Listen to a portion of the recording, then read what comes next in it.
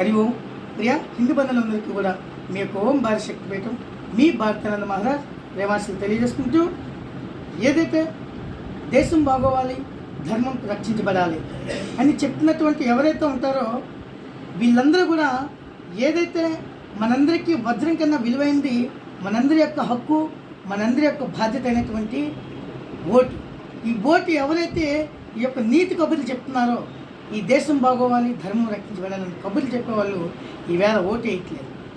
అదే చాలామంది క్రైస్తవుల యొక్క వాళ్ళ మతాన్ని పెంపొందిస్తున్నటువంటి పాస్టర్లందరూ కూడా బాధ్యత ఓటేసి వారు కూటమిలోకి వచ్చిన వాళ్ళని చిన్న వేయిస్తున్నారే.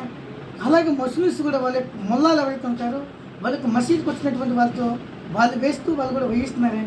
మరి ఎవరైతే దేశం బాగోవాలి, ధర్మం రక్షించబడాలని చెప్పేవాళ్ళు ఎందుకు ఓటు వేయట్లేదు?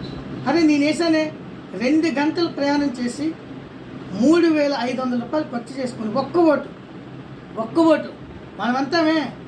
అరే ఒక్క ఓటు వేయకపోతే వచ్చిన నష్టం ఏంటి అని, ఒక్క ఓటు వేయకపోతే వచ్చిన నష్టం ఏంటో తెలుసా?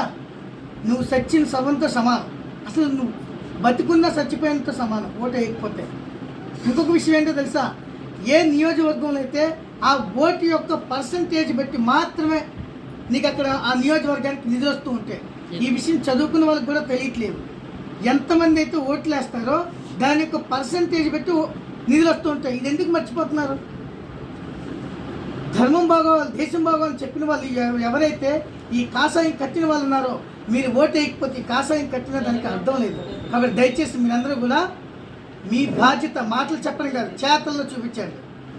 బాధ్యతతో పాటు చేతల్లో చూపిస్తే అప్పుడే మనం చెప్పిన మాటలకు విలువ ఉంటుంది.